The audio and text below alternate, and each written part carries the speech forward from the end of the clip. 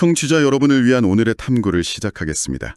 저희 손에는 고린도 후서 5장이라는 아주 오래된 텍스트가 놓여 있는데요.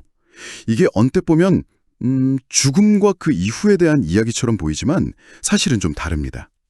나는 누구인가? 그리고 어떻게 살아야 하는가? 이 가장 근본적인 질문에 대해서 어쩌면 우리가 상상했던 것보다 훨씬 더 혁명적인 대답을 담고 있는 글이거든요. 그래서 오늘 저희의 임무는 바로 이거라고 할 수 있겠습니다. 이 고대의 지혜가 담긴 텍스트의 hen간에 숨겨진 비밀을 같이 파헤쳐보는 거죠.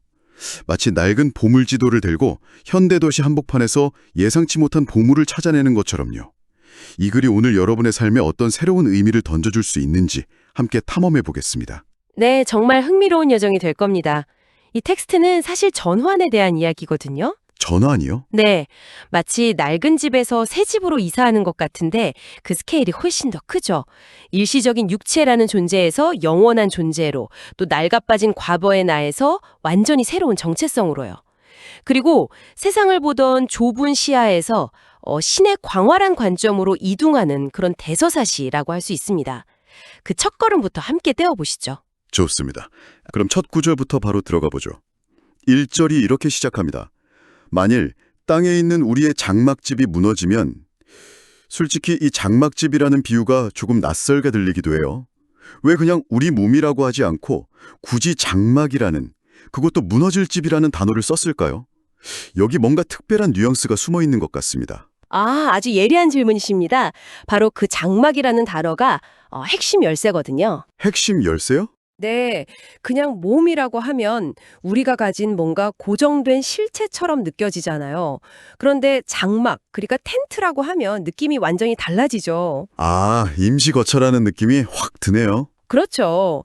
텐트는 영원히 머무는 곳이 아니라 잠시 머물다 떠나는 곳이니까요. 이동성을 전제로 하는 거죠. 이 비유는 우리의 육체적 삶이 영원한 본향이 아니라 잠시 거쳐가는 여정의 일부라는 사실을 아주 생생하게 일깨워주는 장치입니다. 우리의 진짜 집은 바른 곳에 있다는 걸 암시하는 거고요. 그런 깊은 뜻이 있었군요. 그런데 한편으로는 이 비유가 좀 비관적으로 들리기도 합니다. 우리 몸이 그저 언젠가 무너질 장막에 불과하다면 지금 이 땅에서의 삶, 건강, 경험 같은 것들을 소중히 여기기보다 너무 내세에만 집중하게 되는 그런 부작용은 없을까요? 현재를 등한시하게 만들 위험 말입니다. 충분히 가질 수 있는 우려입니다. 실제로 그렇게 오해되기도 했고요. 하지만 이 텍스트의 의도는 정반대입니다.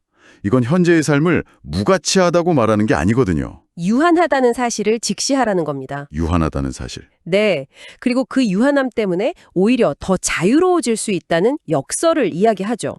우리가 언젠가 이 텐트를 떠나 영원한 집으로 갈 것을 안다면 텐트가 좀 낡거나 비가 센다고 해서 절망하지 않을 수 있다는 겁니다. 죽음에 대한 두려움에서 해방돼서 오히려 현재의 삶을 더 담대하고 의미 있게 살아갈 힘을 얻게 되는 거죠. 이건 비관이 아니라 가장 궁극적인 희망의 선언인 셈입니다. 죽음을 알기에 오히려 현재를 더 자유롭게 살 수 있다. 정말 흥미롭습니다. 그럼 이 장막과 대조되는 하늘에 있는 영원한 집에 대해서 2절에서 덧입기를 간절히 사모한다고 표현하는데요. 덧입는다는 건 어떤 이미지일까요? 낡은 옷을 벗고 새 옷을 입는 것과는 좀 다른 느낌인데요. 네, 그 차이가 굉장히 중요합니다. 옷을 갈아입는 건 교체 개념이잖아요. 하지만 덧입는다는 건 변화와 완성의 개념에 가깝습니다. 변화와 완성. 네. 혹시 애벌레가 허물을 벗고 나비가 되는 과정을 생각하시면 좀 좋을 것 같아요. 나비의 비유요? 애벌레가 사라지는 게 아니라 그 존재 위에 날개라는 새로운 차원이 덧입혀져서 완전히 다른 존재로 변태하는 것처럼요. 4절에 죽을 것이 생명에게 삼킨 바 되게 하려 함이라 라는 표현이 바로 그겁니다. 죽음이 끝이 아니라 더 큰 생명력에 흡수되어서 영원한 존재로 완성되는 과정을 그리고 있는 거죠. 애벌레와 나비의 비유라니 정말 확 와닿네요. 결국 이런 보이지 않는 소망이 현재의 삶을 이끌어가는 원리가 된다는 거군요. 그래서 7절에 우리는 믿음으로 행하고 보는 것으로 행하지 아니함이로라는 말이 나오는 거군요. 바로 그 지점입니다. 그리고 이 믿음의 삶이 지향하는 목표가 9절과 10절에 나옵니다. 주를 기쁘시게 하는 자가 되려고 힘쓰는 것, 그리고 결국 그리스도의 심판대 앞에 서게 된다는 것. 심판대라는 말이 조금 무섭게 들리기도 하는데요. 그렇죠. 근데 이 문맥에서의 심판은 우리가 구원을 받느냐 마느냐를 따지는 그런 공포의 법정이라기보다는요. 우리가 이 땅에서 얼마나 충실하게 살았는지에 대한 일종의 업무 성과 보고나 시상식에 가깝다고 볼 수 있습니다.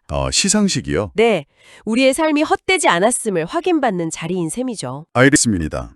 그럼 우리의 최종 목적지가 그 영원한 집이고 그곳에서 상을 받게 될 거라는 희망을 품고 있다면 현재 이 장막에서 살아가는 동안 우리의 동력은 구체적으로 어디서 나와야 할까요?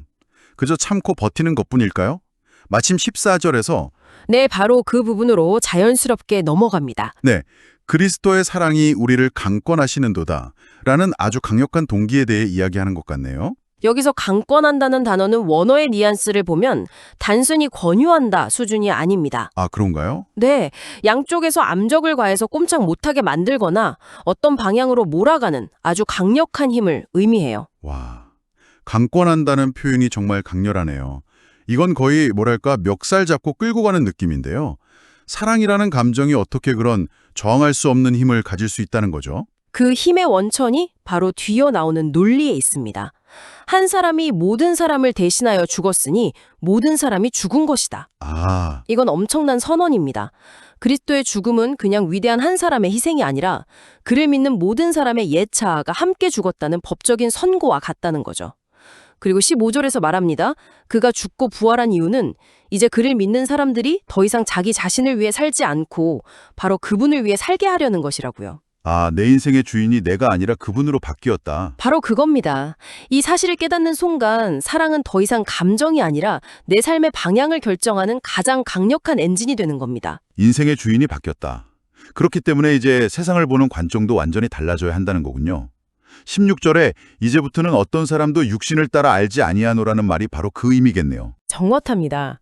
예전에는 사람을 볼 때 외모, 학벌, 재산, 사회적 지위 같은 육신적인 스펙으로 판단했다면요.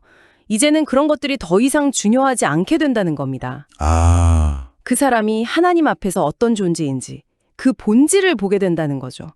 이것이 바로 17절의 기념비적인 선언으로 이어지는 달입니다. 네, 드디어 이 장의 하이라이트인 17절입니다. 그런즉 누구든지 그리스도 안에 있으면 새로운 피조물이라 이전 것은 지나갔으니 보라 새 것이 되었도다. 이 새로운 피조물이라는 말이 정말 많이 쓰이는데 오늘 제대로 한번 파헤쳐보고 싶습니다. 구체적으로 무엇이 어떻게 새 것이 되었다는 걸까요? 이건 정말 중요한 질문입니다. 많은 사람들이 이걸 더 나은 나아가 되는 것, 그러니까 성격이 좀 좋아지거나 나쁜 습관을 고치는 정도로 생각하거든요. 저도 약간 그렇게 생각했던 것 같아요. 그쵸. 하지만 여기서 말하는 새로운 피조물은 그런 점진적인 개선의 차원이 아닙니다.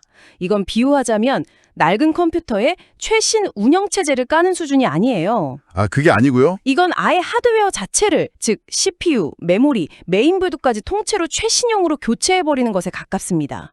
이전 버전의 소프트웨어는 더 이상 호환되지도 않는 완전히 새로운 시스템이 되었다는 선언이죠. 와, 소프트웨어 업그레이드가 아니라 하드웨어 교체라니 정말 강력한 비유네요. 과거의 데이터와는 호환도 안 된다는 말씀이시죠. 그렇죠. 사실 저도 개인적으로 이 새로운 피조물이라는 말이 오랫동안 와닿지 않았습니다.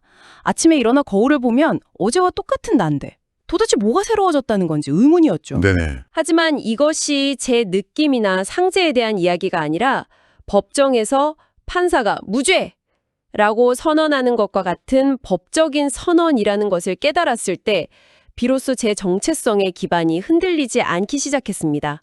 내 느낌과 상관없이 하나님 앞에서 나의 신분이 바뀌었다는 사실, 그것이 바로 새로운 피조물의 핵심입니다. 알겠습니다. 그렇게 하드웨어가 완전히 교체된 새로운 존재가 되었다면 그 새로운 존재의 기능은 무엇일까요? 이 엄청난 변화가 그저 개인적인 만족에서 그치는 건 아닐 텐데요. 당연합니다. 이야기는 여기서 멈추지 않고 아주 구체적인 사명으로 이어집니다. 18절에서 화목하게 하는 직책을 우리에게 주셨다고 말합니다. 화목, 즉 reconciliation이 마지막 단락의 키워드입니다. 화목이라. 그런데 이 화목이라는 게 보통은 사이가 틀어진 양쪽이 서로 노력해서 관계를 회복하는 걸 생각하게 되잖아요. 여기서도 그런 의미일까요? 그 지점이 바로 세상의 화해와 성경이 말하는 화목의 결정적인 차이입니다. 아, 차이가 있군요. 네, 19절을 보면 이 화목은 100% 하나님 쪽에서 시작하신 일이라고 못 받고 있습니다.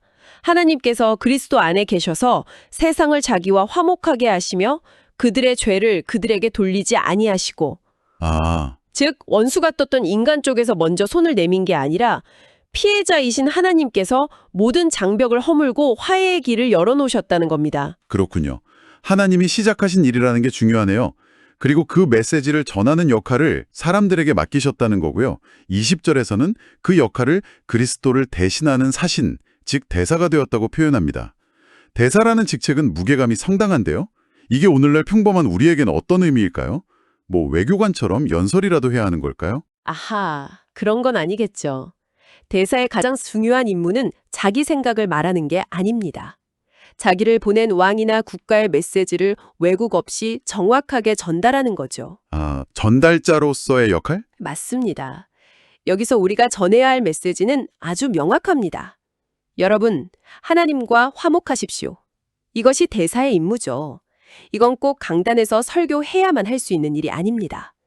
깨어진 관계 속에 있는 친구에게 먼저 다가가 용서를 구하는 것, 직장에서 불의에 맞서 정직을 선택하는 것, 이웃의 아픔에 공감하고 함께 울어주는 것, 이 모든 것이 우리 삶으로 하나님과의 화목이 이런 것입니다를 보여주는 대사의 역할인 셈입니다. 삶으로 보여주는 대사의 역할이라. 정말 멋진 표현입니다. 그리고 이 모든 이야기, 즉 우리가 새로운 피조물이 되고 화목의 대사가 될 수 있는 근본적인 이유가 마지막 21절에 압축되어 있는 것 같습니다. 하나님이 죄를 알지도 못하신 이를 우리를 대신하여 죄로 삼으신 것은 우리로 하여금 그 안에서 하나님의 의가 되게 하려 하심이라. 정말 함축적인데 이 문장이 이 모든 이야기의 엔진이라고 봐도 될까요? 정확합니다. 이 한 구절이 5장 전체를 떠받치는 기초이자 동력입니다. 신학에서는 이걸 거대한 교환, The Great Exchange라고 부르기도 하거든요. 거대한 교환이요? 한번 상상해 보세요. 아무 죄가 없으신 분이 우리의 모든 죄와 수치, 실패의 빚을 자신의 계좌로 가져가시고 대신 그분의 완전한 의로움과 선하심을 우리의 텅 빈 계좌에 입금해 주시는 겁니다. 와, 이런 말도 안 되는 교환이 일어났기 때문에 하나님과 우리 사이의 관계가 회복될 수 있었던 거죠. 이 거대한 교환이 없었다면 새로운 피조물도 화목의 대사도 불가능합니다. 모든 이야기의 출발점인 셈이죠. 오늘은 고린도 후서 5장을 통해 무너질 장막에 대한 두려움에서 시작해서요, 영원한 집이라는 소망을 갖게 되고 새로운 피조물이라는 혁명적인 정체성을 부여받아서 마침내 화목의 대사라는 위대한 사명으로 나아가는 장대한 여정을 함께했습니다. 네, 결국 이 텍스트는 하나님께서 시작하신 거대한 화목의 드라마에 우리가 주인공으로 초대받았다는 이야기입니다. 어떻게 우리의 정체성이 변하고 그 변화된 삶으로 무엇을 해야 하는지까지 명확하게 보여주는 뭐랄까 완벽한 각본인 셈이죠. 마지막으로 청취자 여러분께 생각해 볼 만한 질문을 하나 남기며 마무리할까 합니다. 이 글은 마지막에 너희는 하나님과 화목하라고 간절하게 외칩니다. 그런데 바로 앞에서는 하나님이 이미 세상을 자기와 화목하게 만드셨다고 선언했죠. 이미 화목이 이루어졌는데 왜 또 화목하라고 간청하는 걸까요? 이 모순처럼 보이는 외침은 과연 누구를 향한 것일까요?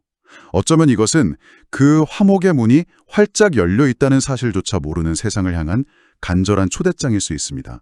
그리고 동시에 그 놀라운 사실을 머리로는 알면서도 때로는 잊고 사는 바로 우리 자신을 향한 매일의 따뜻한 알림일지도 모릅니다. 여러분의 삶에서 화목의 대사로 산다는 것은 오늘 어떤 모습일지 한번 그려보시면 어떨까요?